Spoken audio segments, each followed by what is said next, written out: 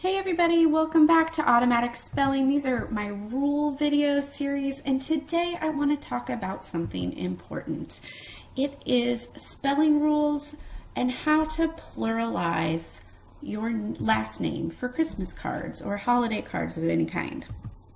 So it's that time of year again, and there is much confusion on how to pluralize last names when signing a Christmas card or a holiday card. When signing Christmas cards, there's a few things to remember. If you are referring to more than one family member with the same last name, you are pluralizing that last name. You are not going to use an apostrophe because you are not showing possession. In English, we can add the suffix s or es to a proper noun, but we never change the spelling of that proper noun. So today, I want to talk to you about some of the automatic spelling plural rules and how they apply to pluralizing last names. Okay, so we're going to go over all of the plural rules that we use in my program, Automatic Spelling, but we're going to specifically look at what to do with last names. So to make a word plural, which means more than one, we usually just add an S. Okay, so we pluralize most last names by just adding S. If your last name is Smith, you just add that S and then write the before it, the Smiths. Okay, so with love, the Smiths. Or if your last name is Brown, you add an S to that, put a the before it, happy holidays, the Browns. Okay, to make some words plural, there is an internal vowel change. Now this does not affect our last names because we never change the spelling of a proper noun. But I want to show you, like for foot, we change those O's to E's, and then we have the word feet, which is plural. Okay, this is not going to apply. To make a word plural that ends in a single Y, we change the Y to an I and add ES. Again, remember, we never change the spelling of a proper noun. So if you have the word baby, we change that Y to an I and add ES to make more than one baby, babies. Okay? But that does not work for last names ending in Y. So if your last name is Murphy, you just add an S. Happy holidays, the Murphys. Okay? Some words are the same in both the singular and plural forms. Again, this is not going to apply one fish and two fish, but that does not apply to last names. Okay? To pluralize an English word that ends in O, we add an ES. So, for example, potato, we're going to add an ES, potatoes, okay? There's only a couple words that do this, hero and tomato.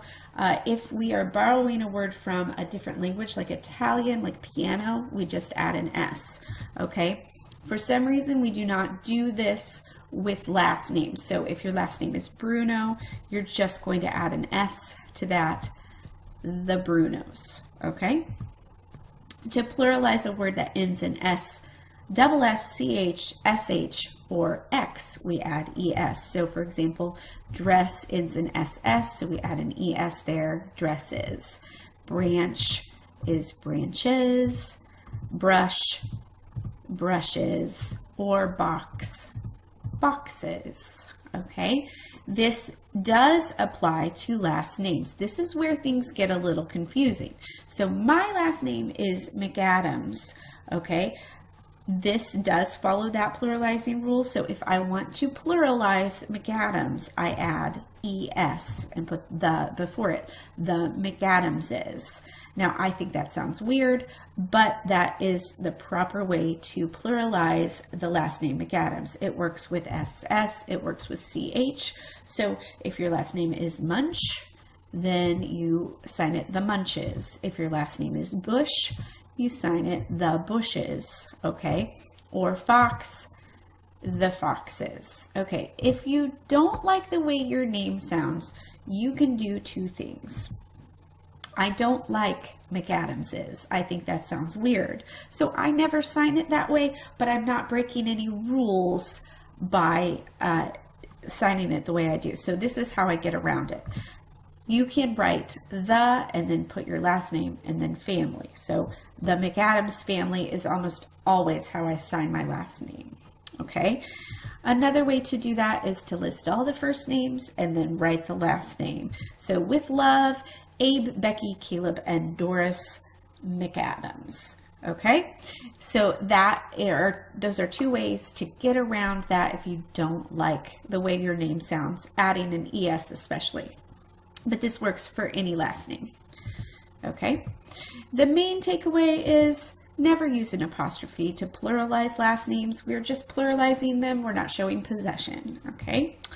All right, so if you like this, check out my free How to Pluralize Last Names handout in my Teachers Pay Teachers store.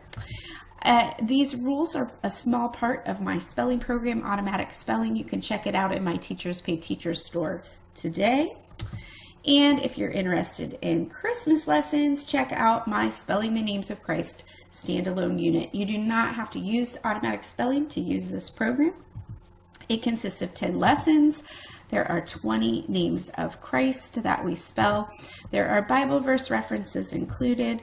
We do study some spelling rules, and it's a great introduction to automatic spelling. Or if you already use automatic spelling, sometimes it's just nice to do something different in December.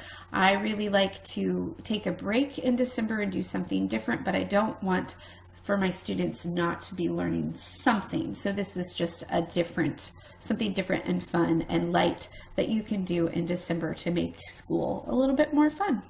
So check that out. It is in my Teachers Pay Teachers store. That's all I have for you today. I hope this helps you understand how to pluralize your last name. Let me know if you have any questions, and I will talk to you next time.